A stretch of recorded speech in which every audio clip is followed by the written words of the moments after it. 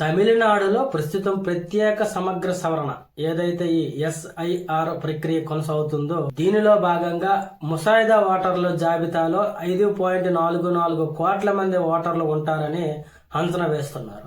మనం చూసాం బీహార్ అసెంబ్లీ ఎన్నికల సమయంలో ఆ రాష్ట్రంలో 65 లక్షల ఓటర్లు తొలగించిన విషయం అనేది మనకు తెలిసిందే. దాంతో ఈ ఎస్ఐఆర్ ప్రక్రియ బీహార్ లో వివాదాస్పదంగా మారింది. మొత్తానికి ఈ తొలగింపులో భాగంగా చెన్నైలో 35.6% ఓటర్ల పేర్లను తొలగించే అవకాశం ఉన్నట్లయితే తెలుస్తుంది.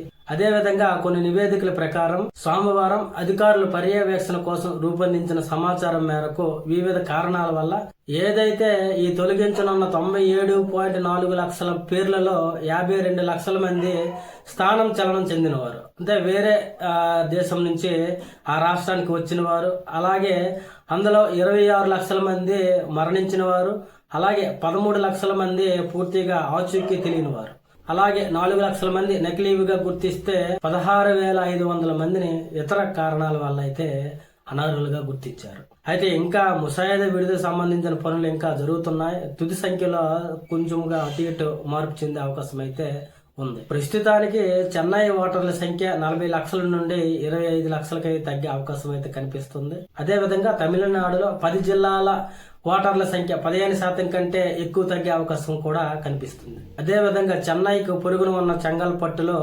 27.87 లక్షల మంది ఓటర్లకు గాను 7 లక్షల పేర్లను తొలగించనున్నారు. తిరుపూర్లో 23%, కోయంబత్తూరులో 20% తగ్గుదల అంచనా వేశారు. అదే విధంగా తమిళనాడులో 38 జిల్లాల్లో కేవలం 10 జిల్లాలు మాత్రమే తొలగించే పేర్లు 10% కంటే తక్కువే. ముసాయిదా జాబితాలో ఉన్న 5.44 కోట్ల మంది ఓటర్లు 2 కోట్ల మంది గత ఎస్ఐఆర్ జాబితాలో వారి సొంత పేర్లతో మ్యాప్ చేసినట్లు నివేదిక సూచిస్తుంది.